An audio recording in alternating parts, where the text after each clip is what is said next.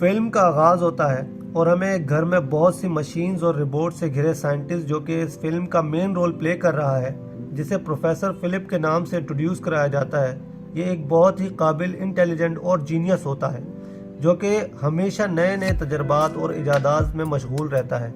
इनका अपना ज़ाती कॉलेज भी है जो कि आजकल काफ़ी मसाइल का शिकार है। यही नहीं, ये कॉलेज बैंक करप्ट भी हो चुका है, जिसकी सबसे अहम वजह प्रोफेसर फिलिप का भुलक्कड़ होना है।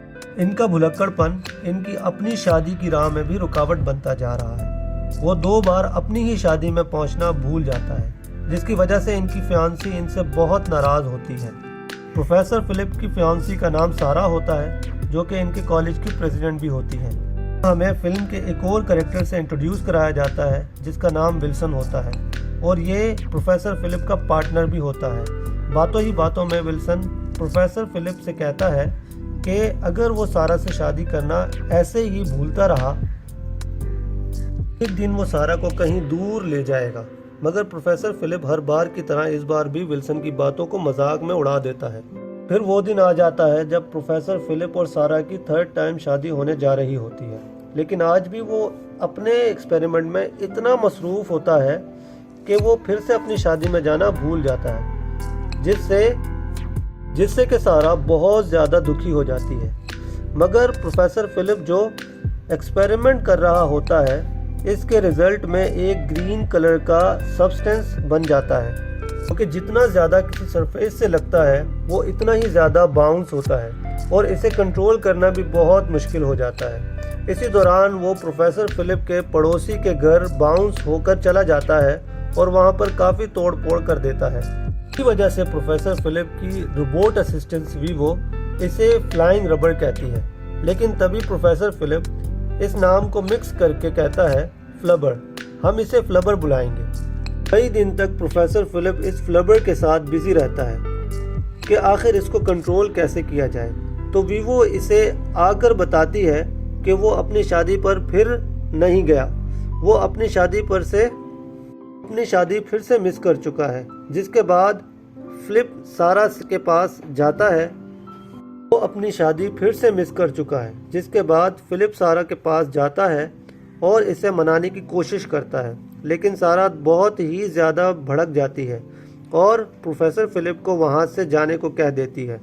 जिसके बाद हमें फिल्म के एक और अहम कैरेक्टर को दिखाया जाता है, जिसे फिल्म में चेस्टर के नाम से इंट्रोड्यूस कराया जाता है। उन्होंने प्रोफेसर फिलिप के कॉलेज को स्पॉन्सर किया था। वो भी बहुत गुस्से में लग रहा होता है, क्योंकि इसने कॉलेज को इसलिए स्पॉन्सर किया था ताकि कॉलेज के प्रोफेसर इसके बेटे को अच्छे ग्रेड के पास कर दे।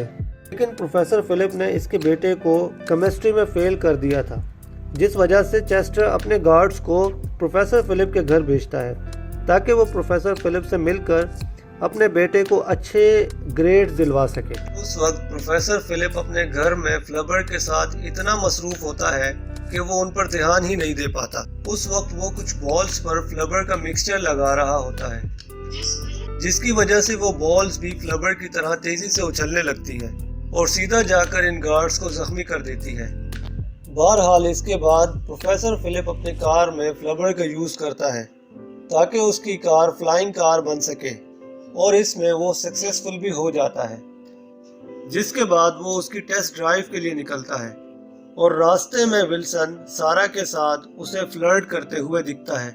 विल्सन सारा से कहता है कि अगर इस बार उनका कॉलेज बास्केटबॉल मैच हार गया तो उसे उसके साथ हाइकिंग पे जाना पड़ेगा। अब ये सुनकर तो फिलिप बहुत ही दुखी हो जाता है, क्योंकि उनकी कॉलेज की बास्केटबॉल टीम बहुत ही नाकारा थी, क्योंकि वो हर बार बास्केटबॉल मैच हार जाती थी। तो इसीलिए प्रोफेसर फिलिप बहुत ही दुखी हो जाता है। वहीं दूसरी तरफ वीवो फिलिप के लिए अपने प्यार को कन्फेस करने का सोचती है, जिसके लिए वो अपना एक होलोग्राफिक ह्यूमन तैयार करती है ताकि फिलिप को इम्प्रेस किया जा सके।